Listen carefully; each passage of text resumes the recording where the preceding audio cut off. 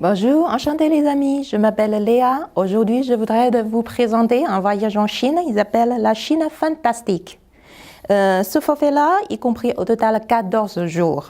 Le départ, c'est depuis le septembre jusqu'à novembre.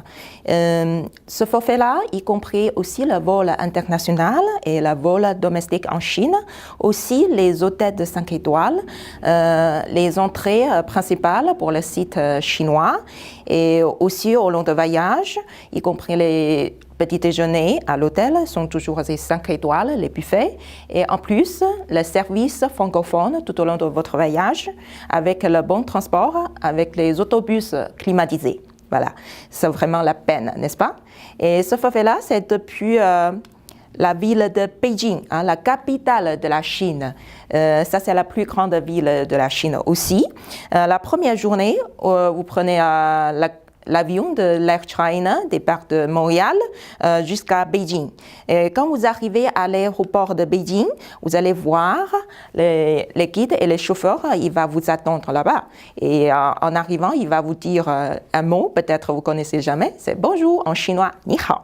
Et en plus, il va transporter vous à l'hôtel pour faire le check-in. Parce que la première journée, peut-être vous êtes un peu fatigué, donc on va profiter le soir pour énergie. Et puis le lendemain, on commence un autre voyage. Et la troisième journée, le matin, on va visiter la place Tiananmen. Ça, c'est la plus grande place du monde. La superficie au total, ça fait 44 hectares au total. Bien sûr, vous allez traverser la place à pied. Et après la place Tiananmen, on va visiter le palais impérial. On l'appelle aussi la cité interdite. Parce qu'avant, pendant l'époque Ming et Qing, c'était comme une maison pour toute la famille impériale, pour l'empereur. La superficie, celui-là, c'est 72 hectares, bien sûr, pour la moitié de la journée. On ne peut pas tout voir, mais on va voir la salle plus importante. Mais après-midi, on va visiter aussi un grand temple. Ils appellent le temple du ciel. À l'époque Ming, c'était servi pour faire la prière pour la bonne récolte. Mais dans ce temple, vous voyez pas juste la salle. Et aussi, en même temps, vous pouvez voir les Pékinois, les gens locaux qui font la gymnastique dans ce temple. Mais c'est vraiment comme un beau parc. Les gens ils font leur exercice dans la journée. Par exemple, il va chanter l'opéra, il va jouer les cartes, il va faire aussi Tai Chi Chuan dans ce jardin. Et aussi, la 4e journée, vous continuez de faire votre voyage pour visiter la Grande Muraille. En Chine, on dit souvent, on est à moins d'attendre la Grande Muraille. C'est-à-dire, si on est déjà venu en Chine sans voir muraille, on a vu zéro.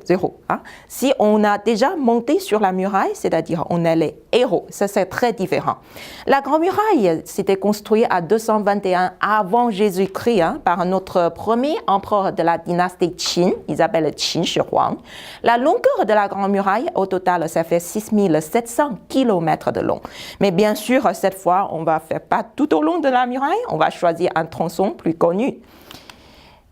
Après la Grande Muraille, peut-être vous êtes très fatigué déjà, donc après-midi, on va profiter de notre voyage, faire la relax, c'est-à-dire on va essayer le pousse-pousse, le transport principal dans la vieille ville de Beijing. La vieille ville se trouve au centre-ville de Pékin.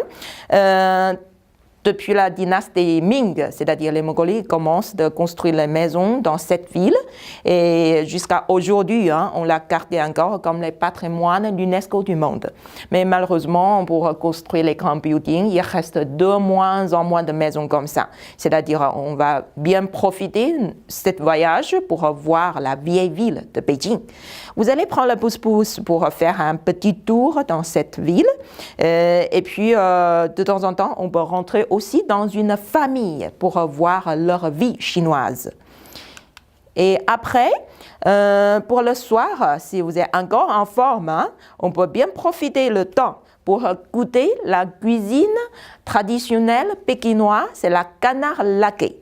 Et aussi, après le repas, on peut prendre l'autobus pour faire un tour optionnel. Ça, c'est Beijing by Night. Parce que Beijing, c'est vraiment une très, très grande ville. Donc, on peut profiter de la soirée pour voir les 5 périphériques et toute la ville de Pékin. C'est très différent que la journée. Et après, la 5e journée, on va visiter le plus grand jardin de la Chine, le palais d'été. Selon le nom, palais d'été, vous pouvez savoir, ça c'est vraiment pour passer la vacance d'été pour la famille de l'empereur. La superficie du palais d'été, au total, ça fait 243 hectares. Mais le 3/4 superficie de ce jardin, c'est un lac. Donc, dans ce jardin-là, vous pouvez voir un temple, ils appellent le temple de Bouddha parfumé, qui se trouve sur la colline de longévité. En plus aussi, on peut voir un beau lac, ils appellent le lac Kunming. Dans ce lac, vous voyez aussi les fleurs osmanthus qui se poussent dans tout le lac. C'est magnifique. Et après, vous pouvez faire un peu de promenade au long de galeries. Mais dans ce cas-là, vous pouvez visiter aussi les peintures qui commencent de l'époque Qing, c'est-à-dire au XVIIe siècle, jusqu'à la fin de Qing, c'est-à-dire au XIXe siècle. Vous voyez beaucoup de peintures au plafond de galeries. Et après la 5e journée, vous allez partir en vol pour aller à la prochaine ville de notre voyage. Il s'appelle Xi'an. Attention, la prononciation c'est Xi'an, c'est pas le chien. Xi'an, c'est le pays de l'Est de la Chine. C'est l'ancienne capitale de la Chine.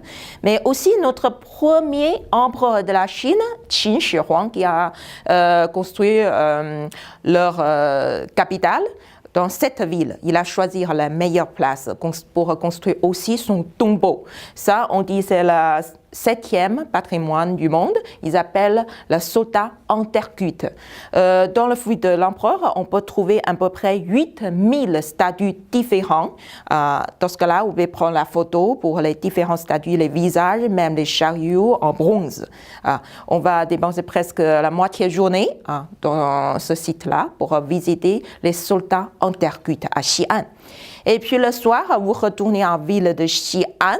Si ça vous intéresse pour voir un spectacle, je vous conseille très très fort de ce spectacle de Tang, la danse Tang. Parce que dans le théâtre, vous pouvez admirer le beau spectacle avec la danse, les musiques, etc. En même temps, vous pouvez goûter aussi un repas spécial de Xi'an, c'est les raviolis chinois. Mais pendant le repas, le banquet de raviolis, vous pouvez goûter les différents genres de raviolis. Dans ce cas-là, vous pouvez trouver les raviolis en différentes formes.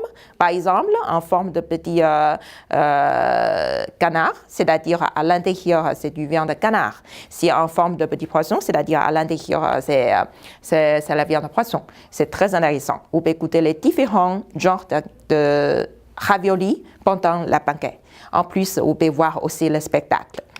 Et après Xi'an, on va continuer notre voyage pour la prochaine ville. Ils s'appellent Guilin.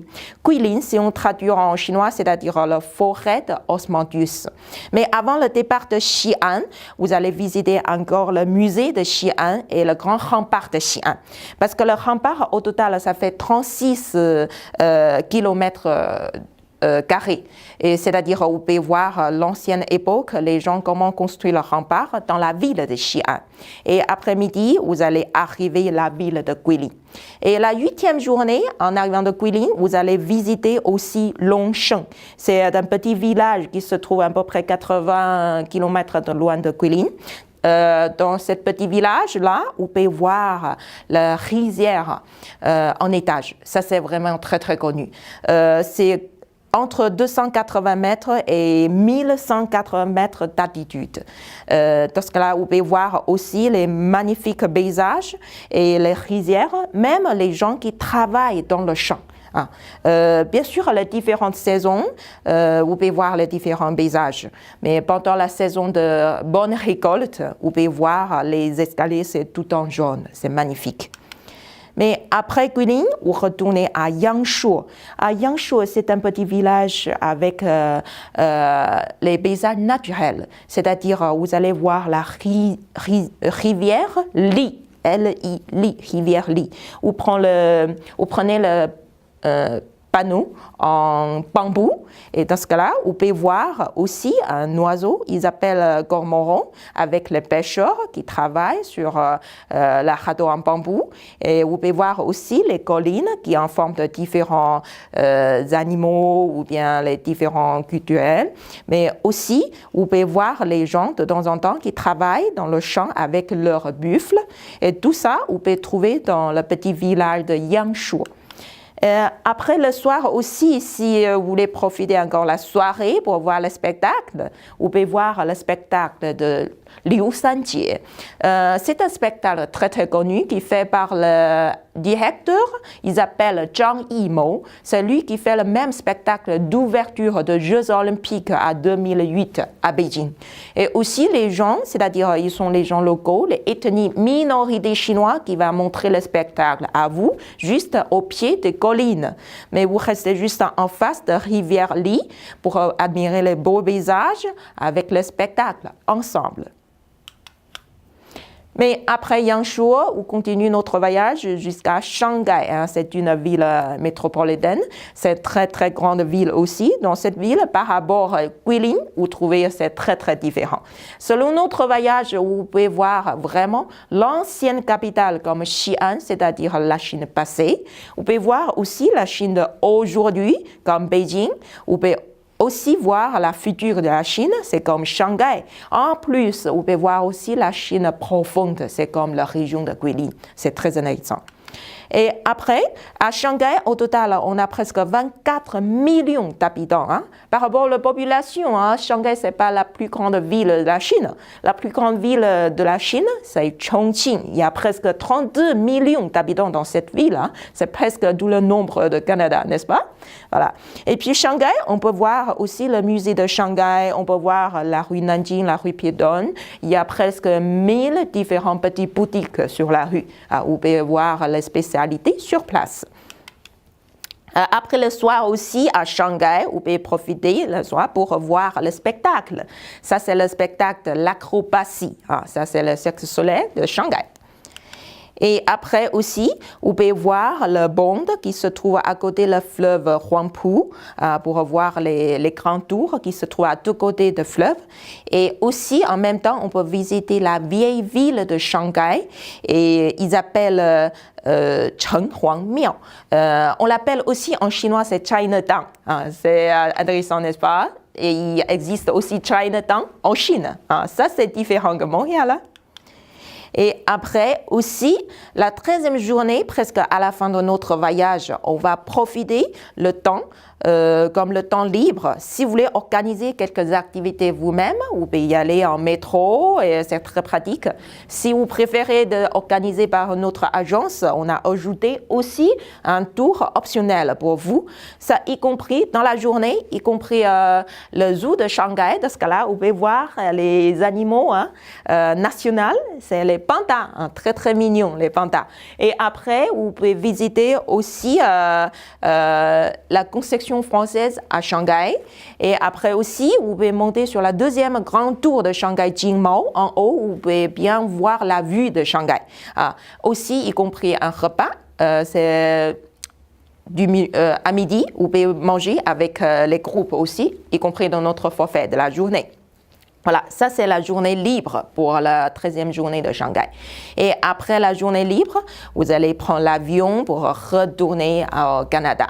Et dans ce cas-là, je pense que vous avez bien connaissé la Chine déjà. Peut-être dans l'avion, vous pouvez connaître quelques Chinois pour parler un peu, pratiquer votre langue chinoise, n'est-ce pas? Bon, bonne journée, bye bye.